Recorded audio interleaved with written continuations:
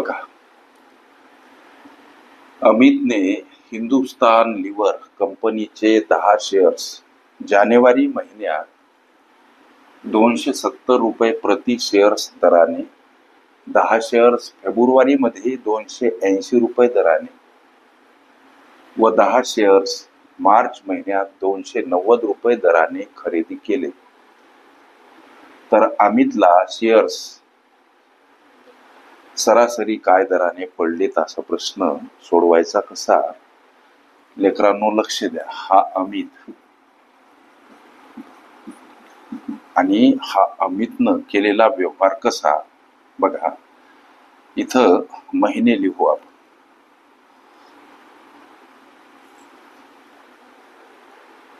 लक्ष द्या. जानेवारी महिना, इथं महिने,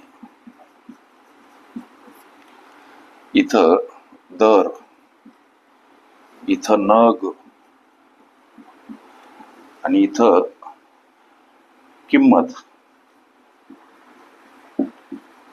ओके. बघा, जानेवारी महिन्यामध्ये त्यानं 10 शेअर्स खरेदी केले. किती? 10. त्या शेअर्सचा दर आहे 270. लक्ष द्या. पुढं त्यानं फेब्रुवारी मध्ये 10 शेअर्स खरेदी केले. इथं फेब्रुवारी मध्ये त्यानं 10 शेअर्स, नग म्हणजे संख्या, 10 शेअर्स खरेदी केले 280 रुपये दराने. परत गणित म्हणते की त्यानं 10 शेअर्स मार्च महिन्यात खरेदी केले. सर, मग हे मार्च महिना 10 शेअर्स मार्च महिन्यात 290 रुपये दरानं खरेदी केले. लक्ष द्या. आता या 10 शेअर्सची जानेवारी मध्ये खरेदी केलेल्या 270 नुसार एकूण किंमत 2700 रुपये. ही किंमत 2800 रुपये आणि ही किंमत 2900 रुपये. प्रश्न एकूण किंमत किती असा विचारा, तेव्हा ही बेरीज 0 0 9 8 17 7 24 2 आणि हे 6 2 8 ही एकूण किंमत. त्याने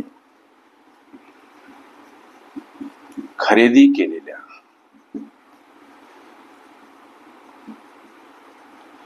शेअर्सची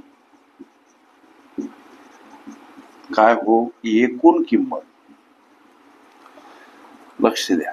आणि भागीला खरेदी केलेले एकूण शेअर, खरेदी केलेले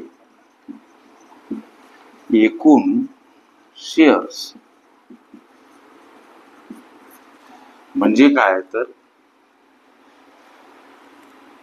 सरासरी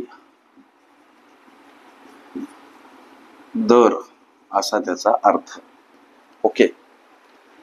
त्याने खरेदी केलेल्या शेअर्सची एकूण किंमत लेकरांनो 8400 आणि खरेदी केलेले एकूण शेअर्स किती आहेत? तर 10 10 20 10 30.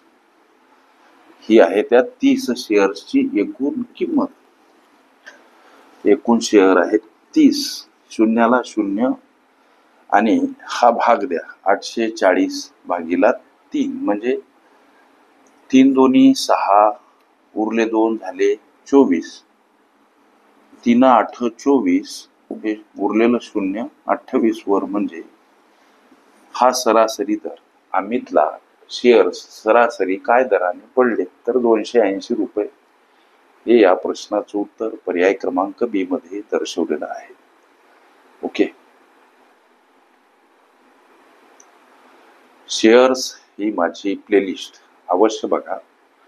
त्यामध्ये विविध स्पर्धकांनी विविध अंकांनी विचारल्या संभाव्य अशा असंख्य प्रश्नांचा सराव तुम्हाला करता येईल. ओके.